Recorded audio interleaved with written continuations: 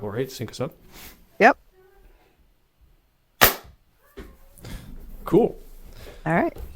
So, I mean, before we get started, do you want to just go over just for a few minutes, like, or even a few Sure. seconds on, yeah.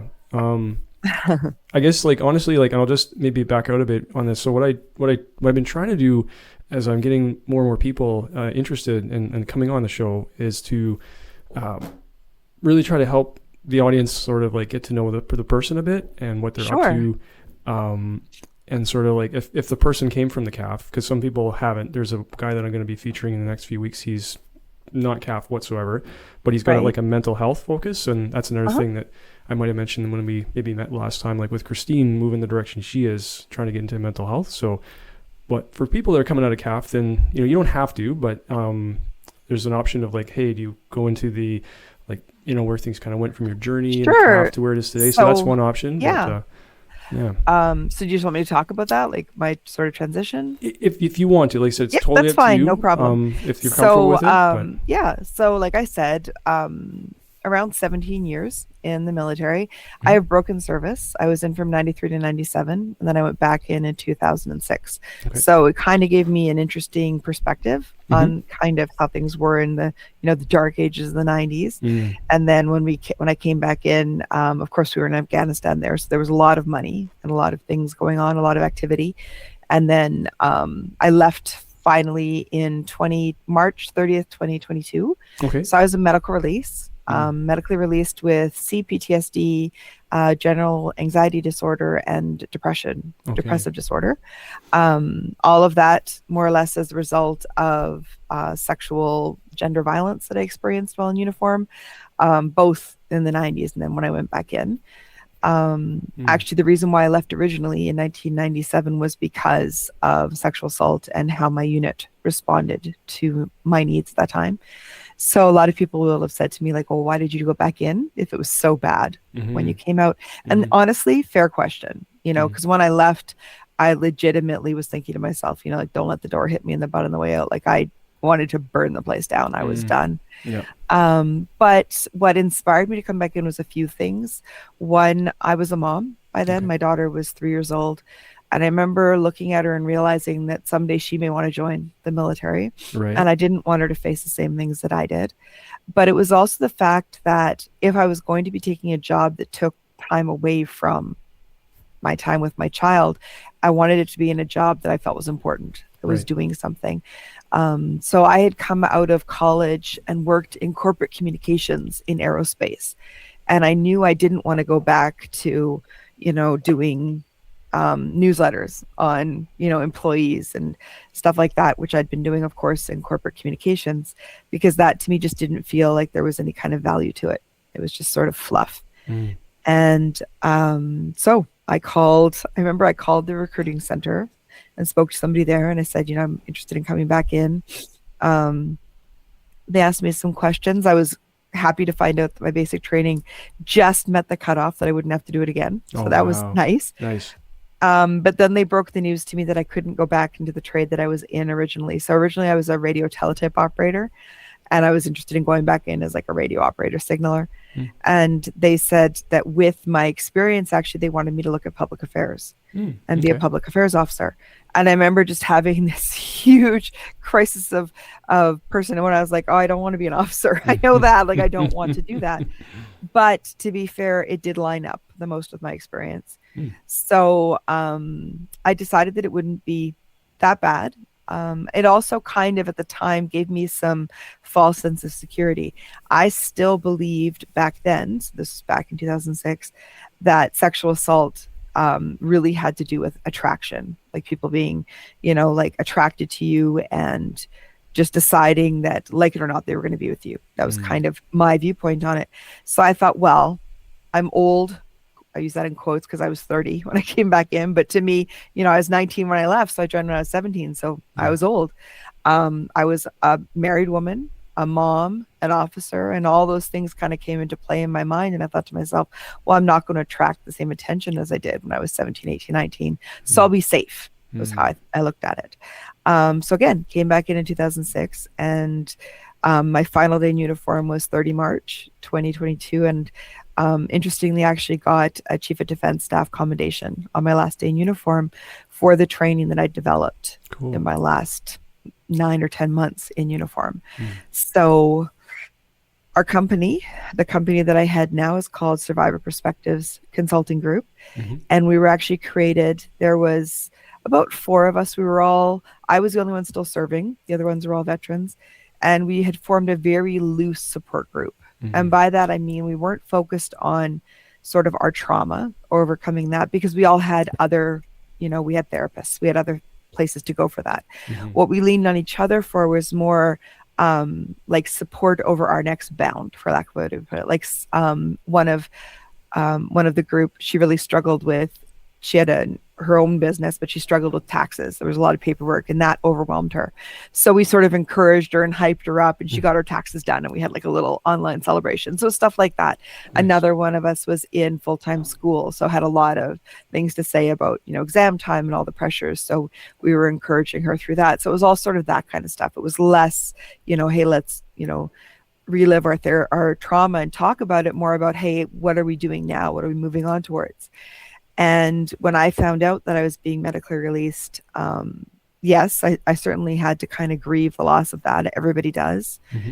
Your career isn't going where you thought it was going to. You are going to be losing something that is, instrumental in your identity, in your support and everything. It's going to be gone, and not on your own terms. So that was a tough pill to swallow, but I tried to sort of comfort myself with, okay, maybe now is an opportunity to look at some things that I couldn't do before for other reasons. Right. And honestly, what I was really looking at was going into something like medical school or nursing or something like that, because I really felt like my service wasn't done. Mm-hmm. I felt like I was still capable. I could still do some stuff. I still wanted to be able to help people.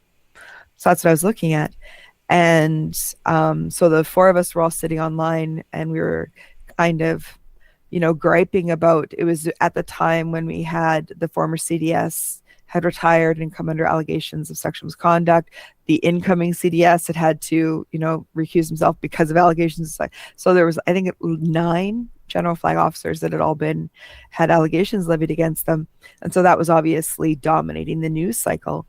And the 4 of us, I remember we were complaining about the fact that despite all of the efforts and all of the time and the resources and everything being poured into, at the time, Operation Honor, it didn't seem like we were getting anywhere. I remember saying to them, it's like we can't get out of our own way for 5 minutes. Like we can't even celebrate any victories, because every time we do, something comes up to hit us back. And of course that was, rocking morale, like everything, recruiting was in the toilet, like everything was just and it was during COVID. So it was just a lot of bad. And I said to the group at that point, that I'd taken some training, some of it through the military originally in 2015, 2016, but a lot of it on my own too. Like I'd considered to continue to pursue it. And I said, maybe we could create training that would help. And we could do it from our perspective. And we wouldn't have to worry so much about trying to make it really politically correct. We wouldn't have to worry about trying to soften it. We could make it as intense as we wanted to. Right. And because I'd been a PAO, I had the advantage of having worked with a lot of commanders that were now at like the major general level. So a lot of people that I had existing professional relationships with, and therefore could reach out to them directly and say, hey, I have this thing. So we decided to stand up this organization. We did it over a weekend. So our website, our course, everything kind of blinked into reality on a Monday. Wow. And so I reached out to, I had General Macaulay, who I'd worked with out in Edmonton, and I had General Aitchison. Both of them were colonels when I worked with them, but now had risen to that level. And I basically said to them, that things obviously were really bad, and I definitely empathized, but hey, I might have the solution. And it just so happened that, I had enough credibility with these leaders, but also, to be honest, they were desperate enough that they were willing to take a chance. And so Canadian Army was the first one that jumped on board, because that was General Macaulay was the commander at the time. And we started with 1 month. They said, we're going to do it 1 month. We're going to do 3 a week for 1 month. And CPCC will come in and review and evaluate, and we'll see what the result is at the end of the month. So that's what we started. So that was in March, I think. We started that. And at the end of the month, they were like, no, we want to do more. So they kept doing it. And we kept going. And so we did a bunch of Army. And then by August, the Navy kicked in and they wanted to jump on board.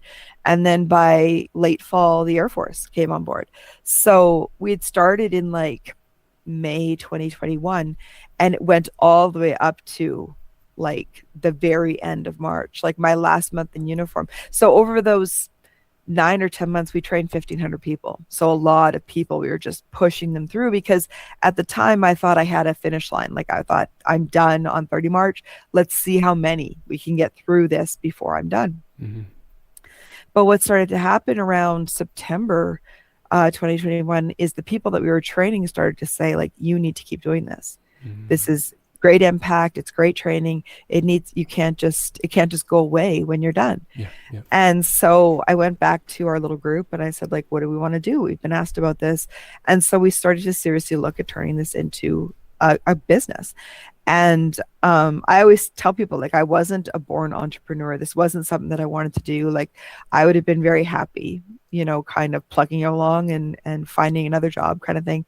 But this training just became so important, not only to us, but to a lot of other people, that it just kind of naturally went that way. So 31 March was our first day officially contracting. Up until then, we didn't obviously take any money for it. It was just voluntary. I was doing it as part of my, release plan. Mm-hmm. And then 31 March, it started. And we actually had our first paid contract within a month and a half. It was somebody that we had trained previously twice, and he was now deployed to Op Impact. And he reached out to me from the Middle East and said, I want to train my entire command team. Wow. So I pulled in all the resources we had, and we basically had 2 online serials running at the same time, just offset by like an hour so that I could flip back and forth to both.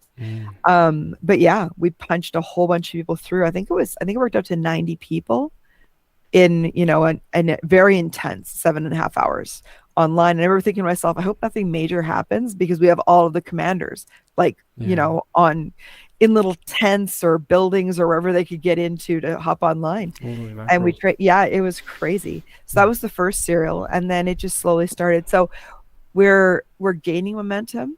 We've now trained over 3,000. Most of them have been Canadian Armed Forces, but we've also trained US. I went over to Brussels and had an incredible opportunity to train some Ukrainian gender advisors, some from the UK.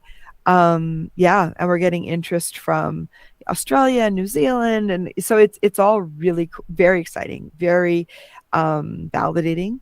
So I'm the main facilitator, also the course creator, but we have Denny. He's the small groups facilitator. So the way we explain our business is we're unique because we are survivor born and led. We're the only female veteran owned organization that does this, because those 4 female veterans are now our 4 founders. So I'm one of 4 total.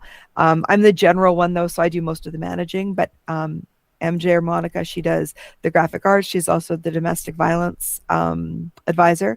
We have Cassandra Elliott out in Edmonton. She's our non-commissioned advisor, because she was non-commissioned when she was in, but she's also now a psychologist. So she kind of keeps us on the cutting edge of any new developments. Nice. Carly loves policy, which I'm like, that's fantastic. You can have all the policy you want, because none of us want it. So she does exactly take it all. So she does research and stuff like that for us. And then within our group, we also have a bunch of veterans that work as peer supporters or small group facilitators, because our training is built in a way that we do large group, and I sort of disseminate all the information they need. Like, so I explain like what is trauma, where gender violence roots from, how to use your we talk about topics like intersectionality and privilege, but in a way that doesn't immediately make people defensive, right? Like, we broach subjects like toxic masculinity, but we're very careful to explain masculinity on its own is not toxic. It's, there is a way to take it that way, the same as anything, right? Like, you can have a burger on its own is good. You can have a really good burger, awesome. You can also have a crummy burger. So, it's sort of, how do we talk about this in a way that's very real and very accessible? and allows people to engage on it, right? I went in knowing that the majority of my training audience is going to be those who identify as men. I knew that going in, those who are socialized as men. So it is not helpful for me to come in and be lecturing them and immediately have 80% of my audience just slam shut and be done. Yeah. So instead, we took it from a place of that the vast majority of us want to be doing better. We want to be supporting survivors. We want to help them heal. We just don't know how. So let's teach those skills. And in the meantime, let's talk about how we can hopefully intervene earlier on the spectrum of gender violence so that it doesn't get to that level of harm. 100%. It's sort of like the idea of rather than stopping a rape, why don't we prevent them? So let's interrupt that cycle far earlier. Yes. And I knew that we had, lightning in a bottle when we started to get full audiences, just men, just people who are social, just all men. And they would finish with very positive feelings. Like they would finish with, you know what, this is the first training I've taken where I don't feel like a piece of, where I don't feel like 100% of the problem. And I'm like, no, because I was in uniform for almost 20 years and I can tell you hand over heart, I 100% contributed to that toxic culture. I know that. I know my part in it and I want to do my best to correct that. So I feel responsible and accountable. And I think we all should. Like we all have a part to play in correcting this. So let's get on with it. And that's kind of the way that we've always looked at it. And for survivors, the way that we've, when we built that portion, that support piece, we said, like, wouldn't it be great if being raped didn't have to cost you your career? What if that meant you didn't have to give up your dream? Like, I of course do a ton of research in this area and read all these and watch all these shows. But I remember I was listening to the podcast Fresh Air and they were interviewing Jodi Cantor and Megan Twohey. Those were the two reporters at the New York Times that helped break the Weinstein story in Hollywood. And when they were interviewed, they said that the biggest casualty, the biggest tragedy in people like Weinstein, people who prey on our young people, is not necessarily the violence of the assault or the physical injury. It's the fact that those young people come out of that trauma no longer feeling they can accomplish their dreams, feeling that they've lost their potential. And how sad that is, right? To have like a 19-year-old that feels like their future is done. So taking that and then also recognizing that within trauma psychology, the single biggest impact you can have on a survivor's life is the very first time they say to somebody, this terrible thing happened to me. How you respond sets the stage for how they recover. So we call it, mental health first aid because that's what it is. You are metaphorically, stabilizing that wound, stopping that bleeding so that then they can get to further resources. Like you're not going to be a surgeon any more than first aid makes you, surgeon. You're not going to be a counselor, but you're going to have that skill set again to apply that first aid and help that person feel supported and validated and start that healing process right then. So we marry that with the skills of how to identify, the roots of this problem behavior. And it's all hateful behavior. It's not just, misogyny, it's homophobia, it's racism. It's all rooted in the same place. And it's very insidious. It creeps and it hides in things that people think they need for morale building or, team building, but we don't. It's not about taking a flamethrower to the military and destroying everything we have, because a lot of what we have is very, very good. It's about taking a scalpel and cutting away the parts that are rotting us so that the good can thrive. I have no interest in taking the teeth out of the military and making a softer, gentler military. At the end of the day, we have to be an effective fighting force. But I want to get us to the point that none of us are worried about danger from the people that are working beside you, right? So we can focus on that enemy downrange. That's the goal.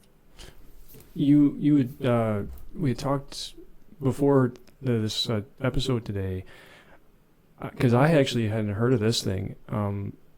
Being in the forces, we sort of get, as you probably can appreciate, people get compartmentalized. And so even between the commands, so you've got like, your Army, Navy, Air Force, and the others, this notion that there are initiatives, and I'll use that term very loosely, but like initiatives that will get started in one part, and then the other parts aren't really even tracking that these are happening. So like you mentioned something about bookmarks the last time we spoke, and yes. So when Operation Honor first started, sorry, what's Donna, what is Operation Honor, just for those that Sure. don't really So know? Operation Honor was as a result of, so when there's been, so the idea of rape in the military, sexual misconduct in the military has come to the surface in the media a few times. Mm-hmm. The first time was, in the early 90s. Mm-hmm. When I was in the first time, that was kind of the first media splash about this. And it wasn't that long after integration. It wasn't that long after they were allowing women to join, pretty much any trade in the military. So a lot of what the response from the public was, okay, she's growing pains, like they're just adjusting. They'll adjust, no problem. And so it kind of went away. I shouldn't say it went away. It went back into the shadows. People weren't talking about it. Okay.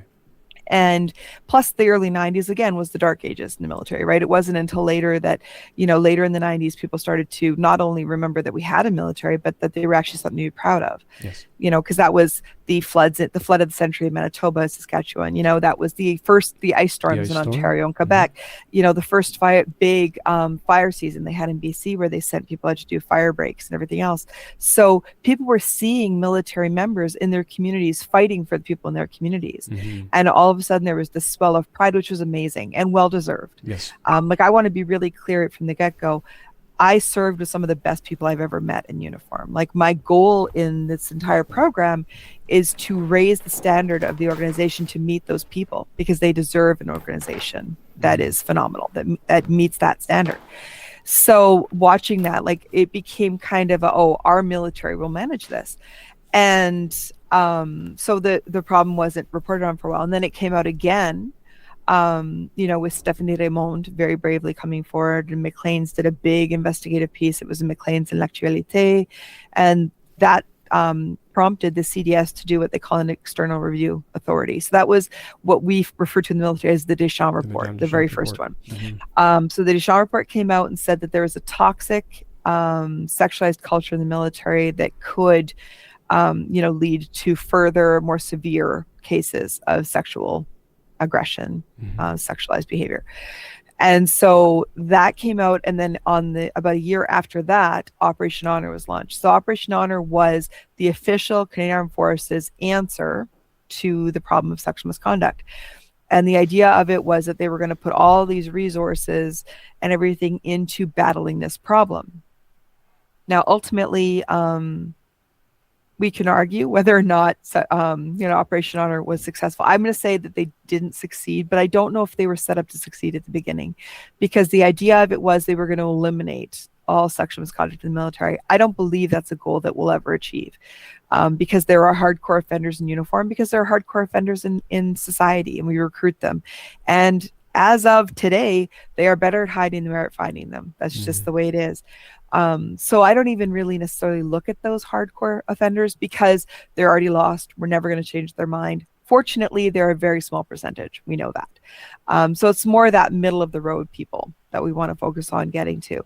So Operation Honor launched, and it was around the same time as #MeToo was, ripping through the media.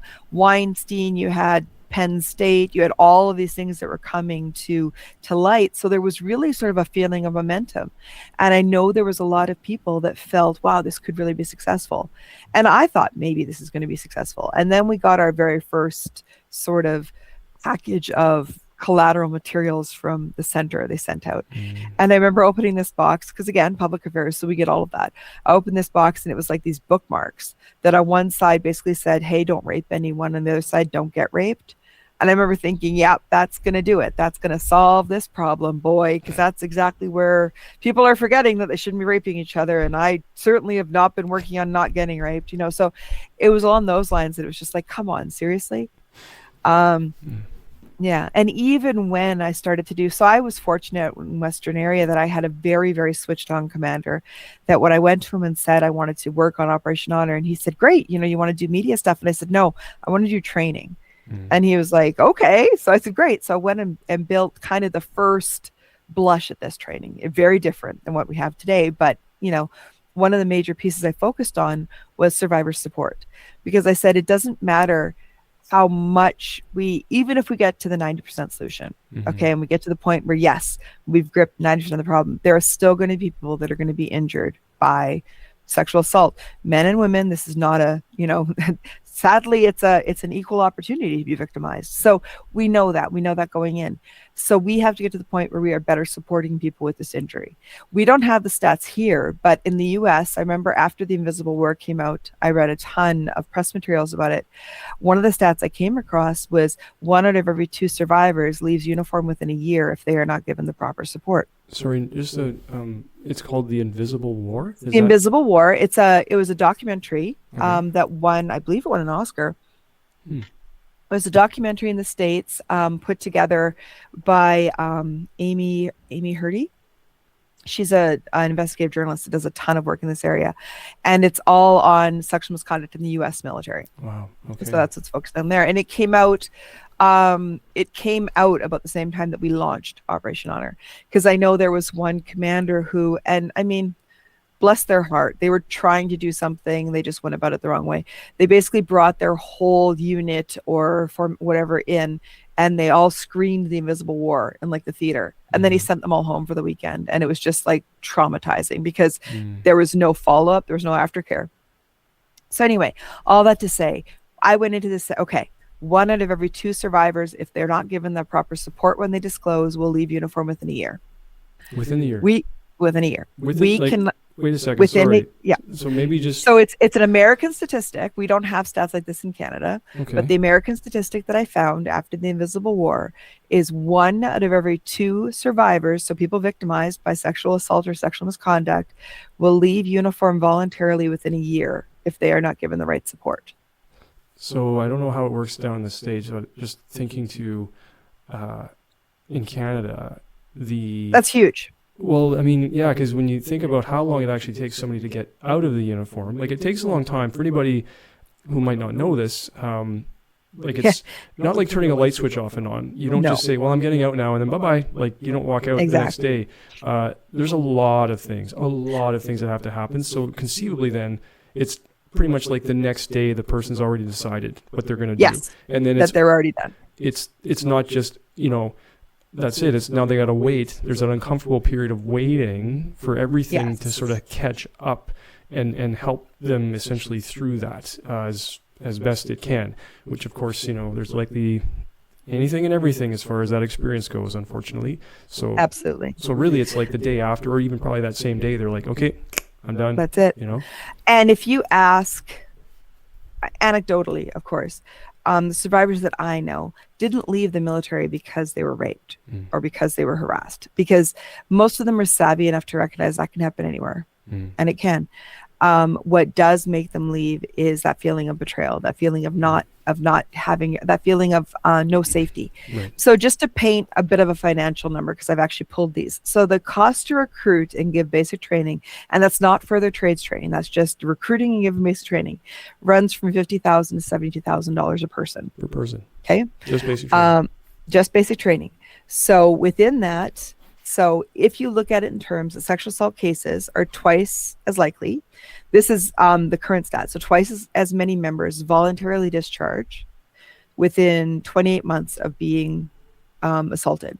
So that doesn't include people who leave because they start drinking or using drugs or doing any other behavior that we know and recognize can be caused by trauma. So in Canada, that results in about a $14.4 million loss every year of people. Since the Deschamps report, so since 2015, not including the MST claims, not including that settlement, we've lost $129.6 million on people that have left. But almost more importantly, over 1,800 lives have been affected by that. Now, we know that more than 18,000 people filed claims for the class action lawsuit. So 18,000 people had reasons to file claims for. Now, outside of the military, we know it's 1 out of 3 North American women and 1 out of 6 North American men will be sexually assaulted in their lifetime. And we also know that that number is very underreported, especially men. Male survivors do not come forward as often as women, and women don't come forward often either, but men have further obstacles, along with just the sociological reasons around it. So the fact that they are set up to be, they're supposed to be the strong ones and everything else. But even more than that, the resources around sexual assault are all built around the idea of a female survivor. right? You think about support groups, shelters, all of that. They're built to accommodate women, and they are spaces that are supposed to be safe for people who identify as women. So they are not only not built for men, they don't allow men into those spaces. So male survivors have a harder time finding resources and finding people to talk to. You know, it's sad that it's such a common experience among women, that we know that we have friends where we could say, oh, this happened to those. Oh, me too. Men don't have that similar experience, so they have a harder time coming forward. Just to talk about quickly, out of 100 incidents, only 6 are ever reported. So we know that. Of those, it's less than 4% are false allegations. So it's 2 to 4%. So it's no more than any other crime. You're no more likely to lie about being sexually assaulted than you are lie about your car being stolen, or anything like that. It's less than 8% of men commit more than 90% of rapes and sexual assaults. So it's not even most men. It's a very small number of men. But the problem is they're very prolific. They offend 6 or more times before being caught or reported. So that's why it seems like everybody has a story, even though not every man does this. And I know I'm talking about men as being the offenders. I'm not trying to leave out the fact that women can offend too, but it is so statistically unbalanced that you can't equate them. Like it's, you know, it's like a 98% are men. Even when the man is the one being victimized, it's often a man doing the harm. Violence at the hands of men actually exceeds cancer, malaria, accidents, and war combined as the leading cause of death of women worldwide. Wow. So I saw an interesting quote where it said, you have to realize that when a woman is approached by a man, it could be and odds are a nice, you know, normal person, but that, you know, we cross paths every day with people that see us as prey, and we are very, very aware of it. So that is why, you know, some women are prickly about being cold approached by somebody, because we are very aware of these stats, and it has happened to many of us. So that's kind of the stats around it. So knowing that going in and building this, that support piece was so important to me. And I was very frustrated with the leadership after I left Western area, with the leadership that I was sort of banging heads with, because they didn't see it that way. Their response was always, you know, that's what doctors and padres are for. And I said, but here's the problem with that. First of all, doctors and padres aren't trained to receive disclosures. Now, some padres are fantastic. Like I've met some of them that have PhDs in counseling and are amazing clinicians, but they come in with whatever they come in with. They're supposed to be theological and spiritual advisors. Some of them just have that and are still expected to be provide counseling.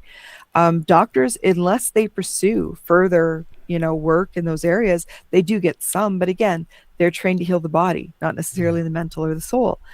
But probably the most important reason why everybody should add this is because I don't decide who a survivor discloses to. Exactly. They decide who a survivor discloses to. The survivor decides who they're comfortable with. So recognizing that, we should all know how to receive one, the same way that we all know how to, you know, brace a broken leg in the field, or, you know, help somebody who's got a head wound. It doesn't mean that we're suddenly a neurologist, but we certainly know how to sort of patch somebody up so they can get further help. Same thing. Yeah, no, that's very true. With the training, like you sort of mentioned this too, like sort of, and I apologize if I'm not characterizing it quite the right way, but like bystander intervention in the sense of if a person they haven't been part of what took place, but they can lend assistance, or if somebody approaches them because that person is in need of some help, helping the bystander be better prepared to offer the right types of help, and also be part of the solution then to getting that person additional help in whatever form that would be. Because the continuity aspect, I think, for anybody who doesn't really track this, the military is very dynamic in the sense that we all move around a lot. We're in different places, and it's not just because, well, you're posted over here now. It's no, like on any given day, somebody might have 5 or 6 things they have to do, and they're not always in the same spot. They have to now go over and do this incremental tasking, or they have to go on this TD or this other thing. So nailing just like one person down, it's not really fair to equate this to say where it's like public service, where you might have a group of people that could be conceivably in the same area for their like entire career, Yes. and they all know each other because they've worked together for like 20 some odd years. It's a different kettle of fish. It is. It is very, and you're right. Like there's a lack of continuity, and that's one thing that comes up in the training where people are like, okay, what if I'm getting posted? What if I'm going on TV? Like, Yeah. how do I continue to support that person? Mm-hmm. And so we talk about like, how do you, help hand over to somebody else? Like, how do you bring somebody else into that circle so that affected person, that survivor, has all of the resources they could need? Right. So we work through that. Like, as I said, during the training, I do all of the like big information push. So, we go through the stats, we go through the steps, we go through, things to say, things not to say, all of that. And then we do small group work. And the small group work is kind of where the rubber meets the road, for lack of a better way to put it, because you have scenarios that are all real life. We don't have to make anything up. Real life scenarios obviously change so that nobody's identified, but we let them work through the steps. Like, okay, this is what's happened. This is the information you have. You don't have anything more, anything less. Yeah. What do you do from here? Right. And give them that opportunity to practice something that you don't normally get to practice. Like, how often do you sit down and say, okay, we're just going to spitball here, pretend you were raped, and we're going to walk you through it. That doesn't happen. These are skills that until you have the situation happen, you never use. So it's really important to us that we drill this similarly to everything else, right? So that if nothing else, in that moment when somebody says that to you, you have that lifeline that you can grab. You're like, okay, I don't know everything, and this is horrifically hard to be with somebody in pain, but I have some things I know how to say, and I know what I need to do here. So at least it gives you that. So we talk about the entire training that we do. So we have a couple of different courses. Our main one is called the Frontline Workshop for Uniform Sexual Trauma First Aid and Bystander Intervention. So the morning piece, it's a full day. The morning is all about supporting a survivor. And we talk about, the fact that you can have a survivor when you don't have a crime, right? You can have trauma without a crime. It's very important to de-link that support piece from the legal, judicial, investigative piece.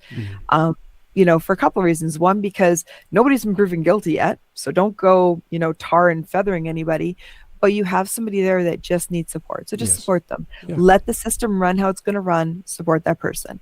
And then the afternoon portion is, again, talking about that bystander piece. And I know that we've done a better job talking about bystander awareness in the military. They certainly, worked on that. But we're still a ways away because there's a few things that don't come up. Like, why? Why is it so important that usually men need to intervene with their peers? And the reason why is, first of all, it's more powerful, far likely to drive actual change, but also because we recognize in our peers those early warning signs a lot faster, right? We hear the jokes, we hear the comments, we sort of have things that are twigging on your spidey sense saying, I don't know if I'm super comfortable with what you just said. So how do you do that? How do you be the one that's going to say, okay, I don't like what you said, and here's why. So we give those skills too. We talk about, rather than talk about privilege and, we talk about social leverage, having credibility, finding those places, those communities and organizations and, clubs and sports where you are seen as a leader, and therefore you get to set the culture. So how you can do that in a really positive, powerful way. So it's not about beating somebody up because they might be in a place of quote unquote privilege. Instead, it's about, hey, you can be a powerful catalyst for change. Don't you want to? Right, and of course you do. So let's talk about how to do that. So it's done in a much more positive way. And in that way, it's more powerful. Yeah. I tell people it's no good to me if you leave our training feeling guilty, feeling like a piece of crap, feeling guilty, because guilt is paralyzing, right? You can agonize over something and feel guilty about it forever and not do anything. I want you to leave feeling accountable and feeling like you have a way ahead, feeling like you have like a little mini to-do list that says, here's how I can affect change. Then go out and do it. Yeah. Probably at some point too, there's like, if the person's kind of tendencies towards trying to be good to other people and things that might, if nobody said anything to them, they would just sort of do on their own. And then this is sort of helping reframe that so that they can say, yeah, you know what, if I'm nice to people and I'm helpful, and if, let's say, the person is, by themselves or struggling on something, and you're offering them maybe some support that has nothing to do with what they experienced, but it's some other thing, just that simple act of kindness and that, kind of extending an olive branch because you think that this person might need help on something. Just that alone might open some doors for people to Absolutely want to discuss things further, or, you know, there's that sort of confidence aspect. You want to establish some confidence before people may want to disclose things further. Exactly. You want people to, first of all, know what they are in for, quote unquote, in disclosing to you. So that was really important. We also set like, okay, here are the follow-on steps. Once somebody discloses, here are the options. Right. Because what was happening, of course, is people come forward, and I had a chief in Suffield the first time I taught this, and he was very angry when I talked about the fact that duty to report doesn't have a timeline attached to it. So it's not, it doesn't have to be immediate. There's nothing that says duty to report in the first hour.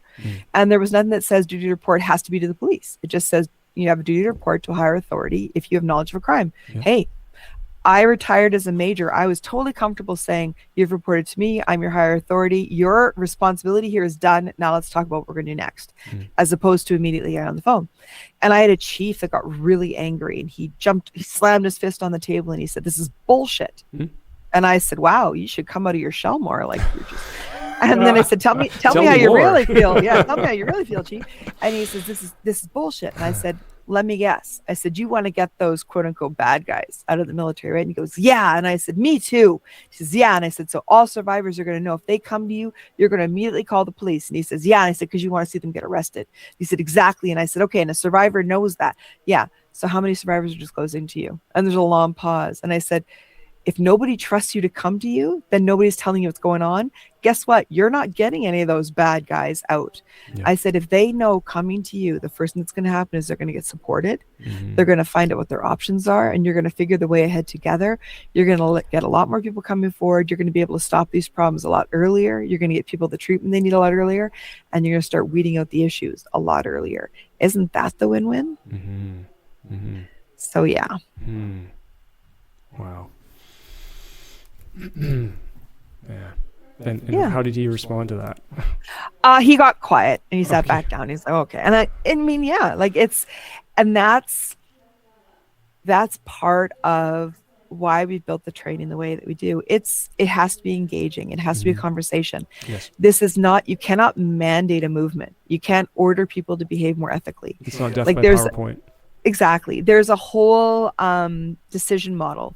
You go from like pre-conventional to conventional to internalizing. So pre-conventional, if you use speeding as an example, pre-conventional is, I don't want to speed because if I speed, I'm going to get a ticket. And if I get a ticket, I lose some money. That's pre-conventional. Then there's conventional. I don't want to speed because speeding is against the law and I don't want to break the law. Internalizing is, I don't want to speed because speeding is dangerous and I want to have a better society. Somebody could get hurt. I want to be a positive contributor to society. So if you take that and frame it around people preventing sexual assault, you have like, I don't want to sexually assault somebody because I'm going to get in trouble if I get caught, right? I don't want to sexually assault somebody because it's breaking a law and it could end my career and everything else would be all bad things. Or I don't want to because it's the wrong thing to do and here's why. Yeah. Like, because I respect my peers, because I don't have entitlement to somebody else's body. That's where we want people to get to. The problem with just increasing penalties or making stricter laws or whatever else you might be, or in the early days of Operation Honor when everything was nuclear, right? Somebody tells a bad joke, that's it, your career is over because you're going to be brought up on charges.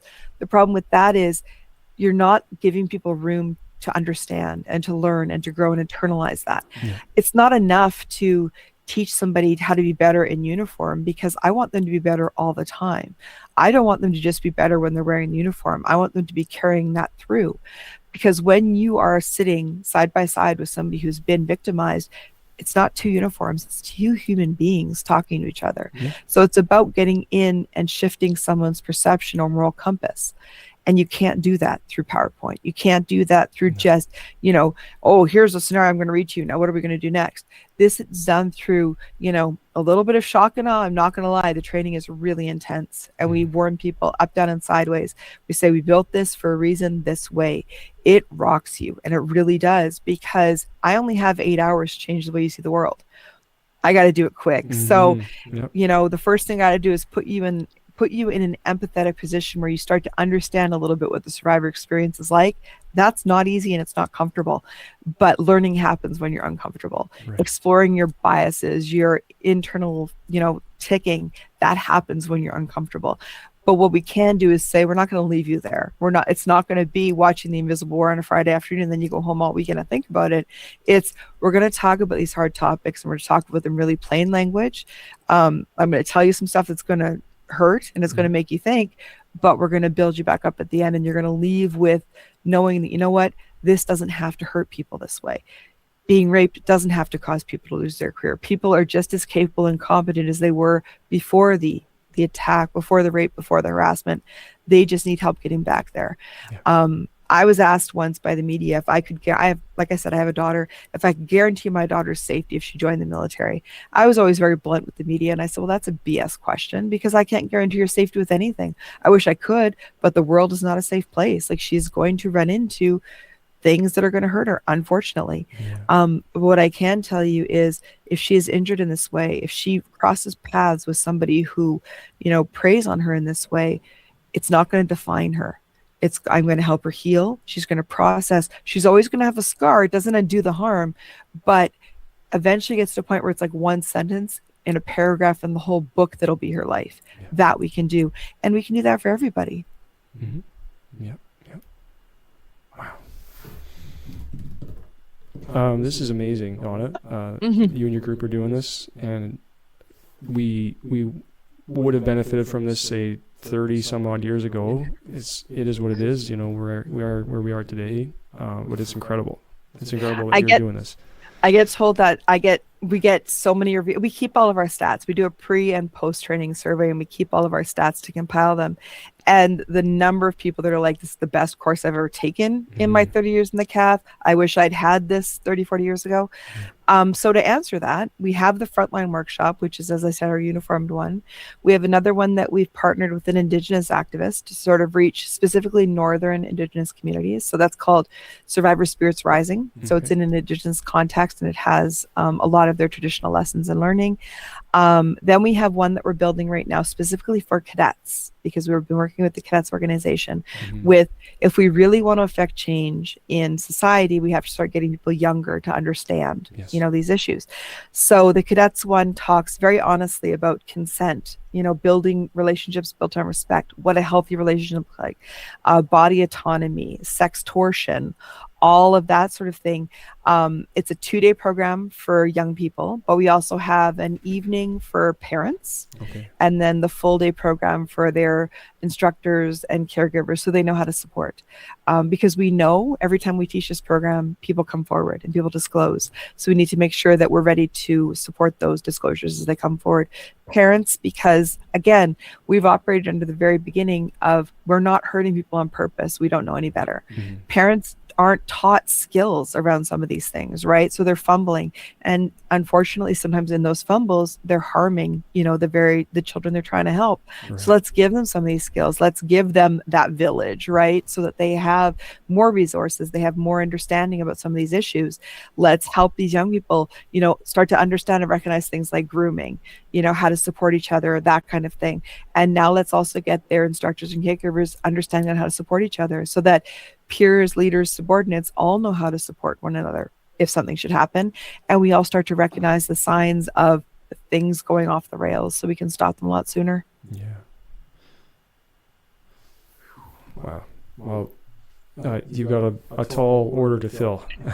Absolutely. I used to get asked. I used to get asked. Of the millennium, but oh gosh, I used to get asked all the time by senior. They're like, "Well, what's your eventual goal?" And I would say world domination, and they would laugh, and I'd say, "No, that's actually." I said, "Okay, nicely dominated, but still, my goal is to change culture, is to change the world, to change Canada, so that we do have a safer place. We do have a more supportive society, so that we don't have, places for these people to hide anymore. So we don't have continued victimization. from hateful behavior, and we better understand where the roots of this are so that we can better support our young people when they're growing up, so they don't get to that point where they're, open to being radicalized or open to, these toxic lessons they're finding online. Instead, are able to grow and mature into their own potential and be what they should be. Yeah, exactly.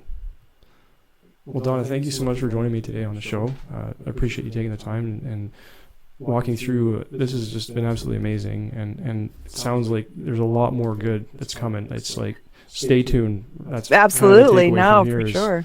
Yeah, and for what it's worth, thank you so much to you and your team for what you do, and for going out there and really trying to bring about some positive change and lasting change. It's going to make a big difference. So absolutely. Yeah. All right. Well, thanks for having me. My pleasure. So we'll talk soon. Thank you so much. Okay. All right. Cheers. Bye. Cool. So we probably are going to have a friends and family serial coming up in a little while. So we do these every so often to let people that are interested in it but might not be in a place to actually pay to come and join a class. Okay. So we just do them for free. We ask, some of our people to volunteer their time, and we hold a serial online. Would you be interested in attending? Sure. Yeah. It's online, and when do you? Yeah, it'll be online on Teams. Okay. When not so distant future. In a few weeks, kind of thing, or that kind of thing. Okay. Yeah. Sure. Yeah. All right. Sort of evenings or during the day, or what time? It'll be. So we have some people from the UK that want to attend. Oh wow. So the plan would be to start it probably around noon. So kind of, kind of bridges over those two time zones. A little bit, yeah. So it's slightly less convenient for everybody rather than drastically inconvenient for one group. Right. That makes sense. Yeah. Please, if you don't mind, Christine, if she's around too, if you don't mind, if she absolutely can join too, and for sure. Yeah. All right. One more question for you too. Sorry. With the Pepper Pod, are you kind of plugged in with those folks as well, or? Not we know of each other, but we haven't done work together. Okay. I love to. Yeah. I don't know if there's been an opportunity for us to do a lot with them, but yeah, we know of each other. We've definitely crossed paths with Sandra several times. She's helped me out on some things. Yeah. Even just because I'm trying to think of, what opportunities look like. So because they do these, Sandra holds the workshops at her location. So even having you or some of the folks come and speak, that might be a thing, right? As a guest speaker kind of thing where you come in and... I'll definitely touch base with her and see. Yeah. For what it's worth. All right. Cool. Thanks. Well, hey, Donna, and glad to hear the power situation's all sorted out for the most part. Oh, God. Until the next storm. Oh, you remember when we had that big, what was derecho? Is that what they're called? Those big, when all those storms lined up and hit at the same time? Oh, okay, yeah. This was a few years ago in Ottawa, or was this? Yeah. Okay. Yeah. I was out of town, actually. I was in Regina because we were doing an interment ceremony for my mom's ashes, but I got off the plane and got a message from my neighbor, and she's like, "Hey, are you guys prepared for the storm?" And I went to the weather app, and all I saw was this line of storms, and I'm like, "Oh my God!" No, I'm not. I hope my daughter's okay. So yeah. Oh boy. This wall of terror just descending on us. So hopefully it's going to be stable. Knock wood on that for a little bit anyway. Yeah. Cool. All right. Well, hey, say hi to Denny for me, and will do. And I'll let you know when the friends and family one comes up. Awesome. Where are you located again? I'm in Brockville. Okay. We're in Brockville, yeah. So it's about an hour outside of Ottawa. We actually were in Canada for a while before. Okay. I actually sent an email to the 33 Brigade Commander Chief of Staff to ask him about doing training with them. So we'll see. Cool. Right on. Yeah. Alrighty. Hey. Thanks very much. Yeah, no, thank you. This is great. Okay. All right. All right. Bye. Yeah, we'll talk soon. Cheers.